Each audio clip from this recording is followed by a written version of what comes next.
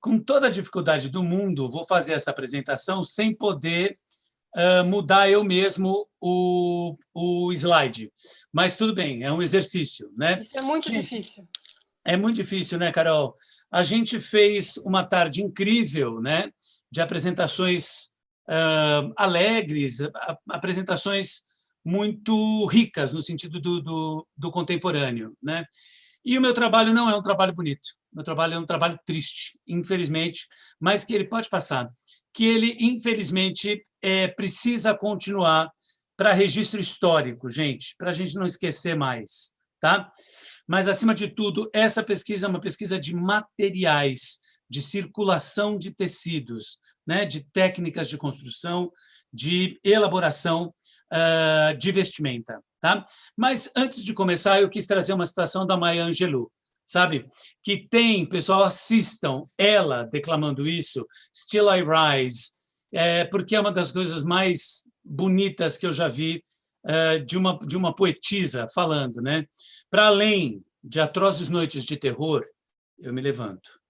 Rumo a uma aurora deslumbrante, eu me levanto. Trazendo as oferendas de meus ancestrais, portando o sonho e a esperança do escravo, eu ainda me levanto, me levanto, me levanto.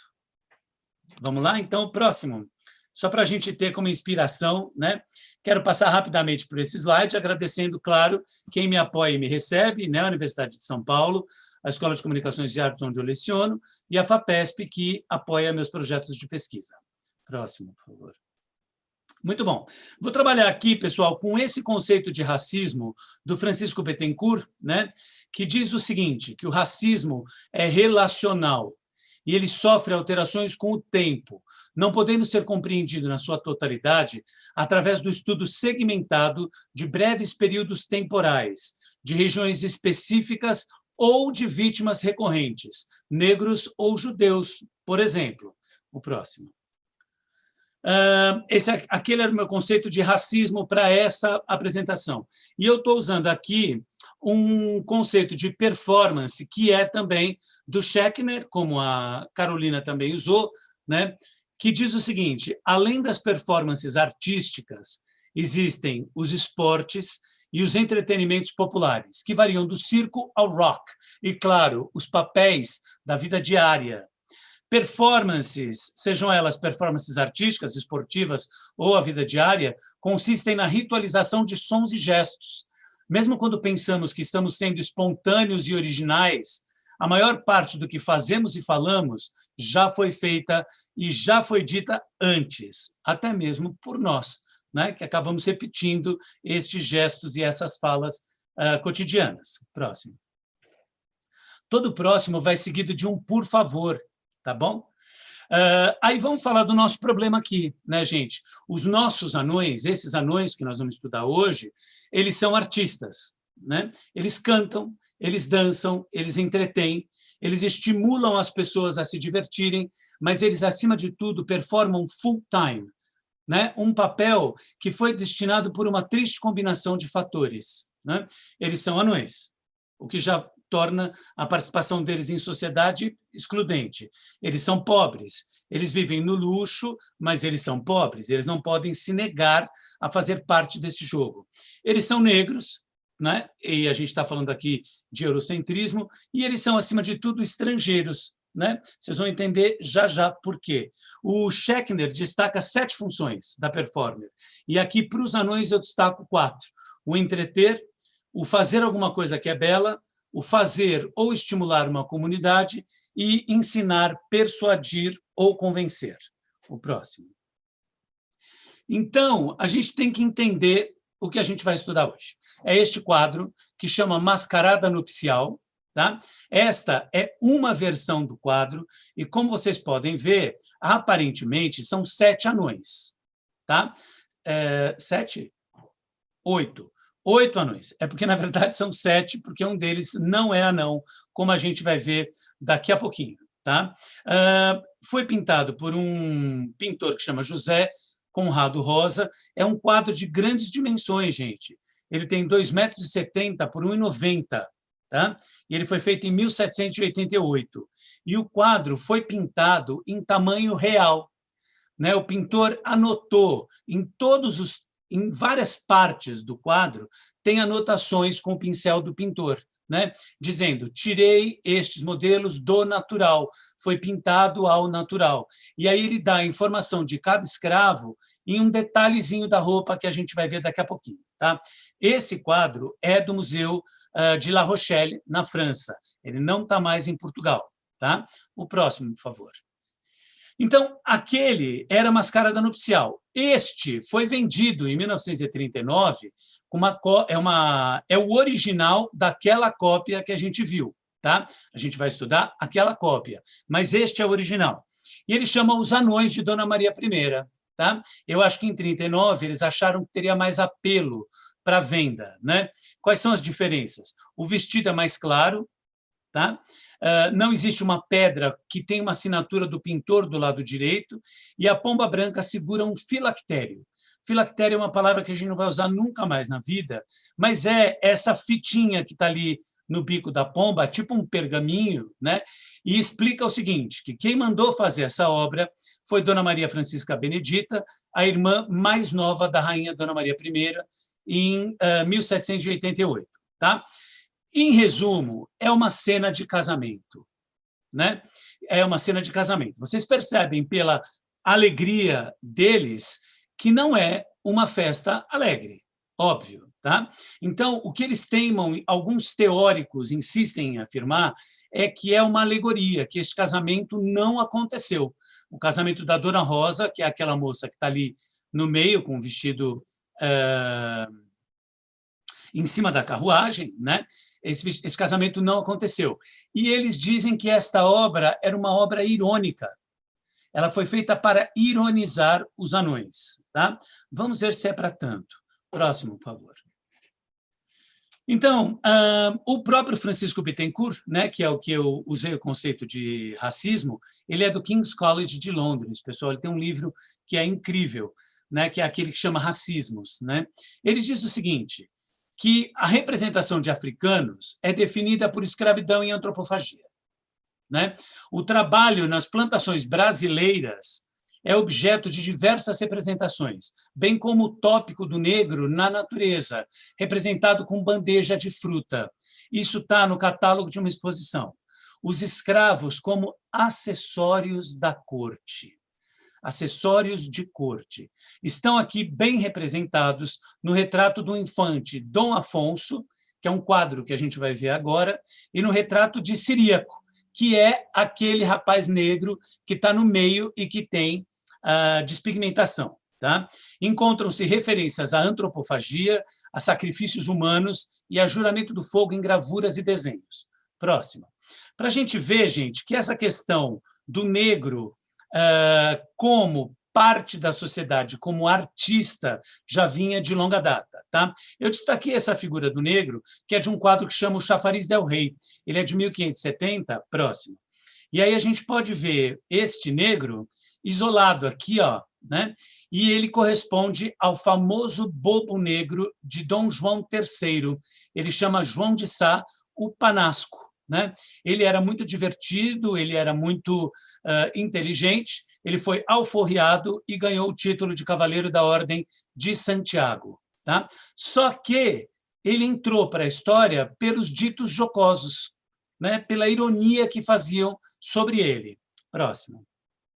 Você vai me dizer, Fausto, mas o Hamlet, o Yorick, o bobo do Hamlet, também, né?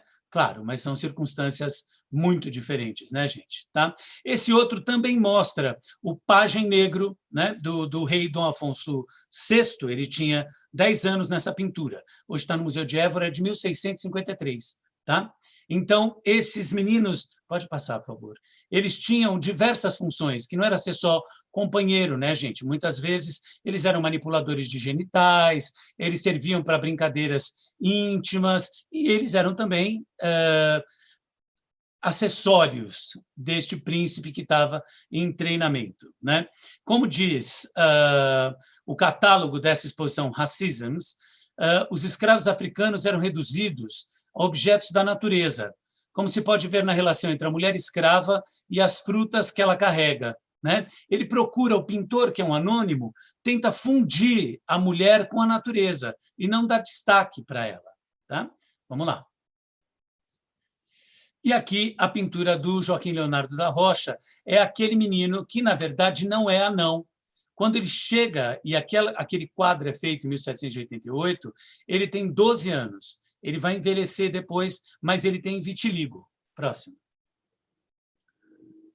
Então, o pintor, não sabemos nada, ou quase nada sobre ele. A gente sabe que o pai dele era o Domingos da Rosa, que era pintor, que foi professor do pintor também, e ele foi orientador das princesas. Ele trabalhou na segunda metade do século XVIII e ele trabalhou na decoração do pavilhão Robillon, no Palácio de Queluz, que é aquele azul com que eu comecei a minha apresentação. Próximo. E aí o comentário do Anísio Franco, que era um curador da exposição do Tirar pelo Natural, pintar ao vivo, tá? Quer dizer isso. Dona Maria I tinha um jardim zoológico em Belém e anões vindos de todas as partes do império. Entre eles, o que ficou conhecido como Preta Rosa, a favorita da rainha, está sempre a pedir vestidos para Rosa. O que quer dizer com isso? Ele quer dizer que nos balanços da casa portuguesa tem quanto ela mandou gastar em roupas para cada escravo. Tá? Vamos lá. Isso é um acervo da Torre do Tombo, tá, gente? Próximo. Então, vamos conhecer os nossos artistas da tarde. Tá? Então, vou pegar do lado de cima o Martinho de Melo Castro, que é brasileiro, o Dom Pedro, que é de Angola, embaixo o Sebastião, que é de Moçambique e é músico, embaixo o Ciríaco, que é brasileiro, o José, que é brasileiro também, os dois estão puxando a carruagem. Tá? Do lado tem a Dona Ana, de Moçambique, em cima o Marcelino, que é um anão tapuia, né? É um índio, e a flecha, que eu chamo de um elemento, é uma personagem importante nesse quadro, porque a flecha é o símbolo fálico, né? A flecha, o Marcelino vai atirar na pomba. Isso significa que a virgindade da Dona Rosa, que é essa senhora que está aqui, que na verdade é super jovem, tem 18 anos, ela vai perder a virgindade para Dom Pedro. E a outra é a pomba branca, que simboliza a virgindade da Dona Rosa. Tá? Pronto, vai seguindo. Detalhes de cada um. Próximo. Vamos ver, o Martinho, isso é a inscrição da pintura, tá, gente? Diz assim, Martinho de Melo Castro, negro natural da Bahia, enviado pelo governador e capitão-general de Pernambuco, José César de Menezes, chegou em 1787, tem 14 anos de idade. Tá? Qual foi o traje que eu achei parecido com essa mitra que ele usa? Né? A classificação do museu disse que é uma mitra com tendências religiosas. Não acho que seja isso. Tá? Eu acho que é uma representação como essa nossa aqui do século XVIII, que é um casamento, né? Também aqui no Brasil, que essas figuras apareciam e essa mitra está aí. Essa mitra aparece, inclusive, no uniforme da Universidade de Coimbra. Tá? Vamos em frente, próximo. Aí, Dona Rosa, que Dona Rosa era muito arteira, amigos. Ela tinha uma vida sexual muito ativa e ela se valia da prerrogativa de ser a favorita da rainha. Tá? Na inscrição, o que está escrito? Dona Rosa do Coração de Jesus. Por que do Coração de Jesus? Porque Dona Maria introduziu o culto à adoração do Coração de Jesus em Portugal. Tá? A Basílica da Estrela é uma basílica para o Coração de Jesus, né, gente? Negra, de 18 anos de idade, natural de Orgueta, de onde foi enviada a esta corte por José Gonçalves da Conaro, que era então governador de Angola, e chegou em 7 de setembro de 1781. Negra muito famosa pelo seu semblante que combina vivacidade, sabedoria e graça, que a tornam muito estimável. William Beckford, para usar de uma descrição popularesca, era um fofoqueiro, né? Ele era um inglês que viajava por Portugal e ele disse que ela é feia, que trajava uma flamante amazona escarlate, ela estava menos travessa que na última vez e namoriscando um belo mouro criado do Marquês. Isso é uma publicação do século XVIII, mas aqui eu li é de 1901. Tá? Próximo. O Beirão, por sua vez, Caetano Beirão, que é um biógrafo oficial da Dona Maria I, afirma que ela estava entre os bobos de ambos os sexos que enxameavam passos e palácios e se permitiam as maiores inconveniências para fazer rir. Tá? O traje dela, para mim, se encaixa tanto no vestido polonese, né, que é um vestido à la française, com as laterais puxadas, ou o corpete dela parece muito também essa boneca que é da coleção do Strong Museum, né, que é de 1740, por aí. Próximo. Dom Pedro, natural de Luanda, capital do Reino de Angola, de onde foi enviado à corte pelo governador, que era então Barão de Mossamedes. Tem entre 30 e 40 anos de idade, rosto estranho que se reconhece pelo retrato. Tá? Separei aqui dois conjuntos diferentes, mostrando que esse traje dele era, inclusive, parecido com o próprio marido da Dona Maria I. Tá? Próximo. O Sebastião, que é natural de Rio de Sena, de onde foi enviado a Portugal pelo governador de Moçambique, tem 31 anos de idade. Tá? Este aqui, pessoal, a Lara Humboldt, que é professora da Unicamp, descreveu o seguinte, que Sebastião foi mandado para Lisboa pelo Brasil. Ele foi de navio junto com a Dona Ana. Né? Eles foram mandados junto com algumas caixas que deveriam ser enviadas com segurança no primeiro navio que partisse de Salvador para Portugal. As encomendas saíram de Moçambique e foram para a Bahia. Próximo. O capitão da embarcação recebeu instruções especiais de só entregá-las ao governador quando estivessem usando os trajes que ele enviava para a ocasião. Traje do seu próprio país. E por quê? Pela equipação, eles ficariam mais vistosos. O enxoval que eles tinham, 2 conjuntos para cada, um de trajes portugueses, outro de trajes de uso cafrial, ou seja, das terras de origem deles. O kit exotismo dele era mais chamativo. Um pano branco que, depois de atravessado em aspa nas costas e no peito, chamava-se moconguro. Um pano de guete, um dito de tocori, do Porto, e uma pele de onça. 2 barretes, um de penas e outro de cabelos do porco montês, aqui no país chamam gara. Próximo. Ciríaco, natural de Cotingiba, de onde passou a Bahia, e de lá foi enviado de presente ao príncipe Nosso Senhor, Dom Rodrigo José de Menezes e Noronha. Ele tem 12 anos, chegou na corte em 1786, e os excepcionais e famosos acidentes desse negro podem ser vistos em seu retrato. Tá? Gente, o quadro não poderia chamar nunca Os Anões de Dona Maria I, porque o ciríaco não foi oferecido para ela, foi oferecida para o marido dela. Tá? Próximo. Dom José, que é este brasileiro, né?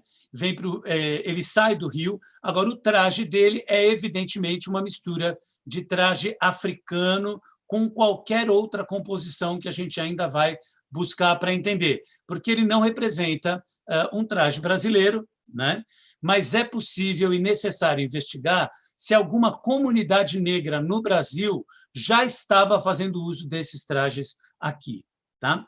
Próximo. E aí, Dona Ana, né, que é aquela que veio de Moçambique junto, tinha 17 anos, também tinha 2 conjuntos de trajes, só que ela tinha 6 camisas, 6 anáguas brancas, 2 vestidos de chita, 4 saias, 4 roupinhas de linha, uma saia e uma roupinha de miçanga ou continhas de coré, ao gosto do país, e 4 lenços brancos. Próximo. O Marcelino Tapuia, que era, obviamente, um representante indígena, como tantos outros apareceram em quadros portugueses desde que eles chegaram por aqui. Próximo. Nossos apontamentos, pessoal, para a gente encerrar, para ter um tempo de bater um papinho, nós estamos quase chegando a 20 minutos, ninguém me avisou dos 15 minutos, olha só, vocês estão vendo? Quais são os apontamentos? Trajes das colônias, refletindo padrões da metrópole. Né? Isso é importante da gente entender. Por quê? Porque aqui no Brasil, a gente também tinha esses trajes. Tá? Como isso chegava aqui? Por alfaiates. Eram alfaiates que levavam esse conhecimento ao local. Eu já fiz um levantamento, gente, de quais embarcações que chegaram aqui oficialmente traziam alfaiates, tá? Que essa profissão vinha descrita. Isso significa necessariamente que ele chegou aqui e foi trabalhar como alfaiate? Talvez não, mas há uma chance que isso tenha acontecido. Tá?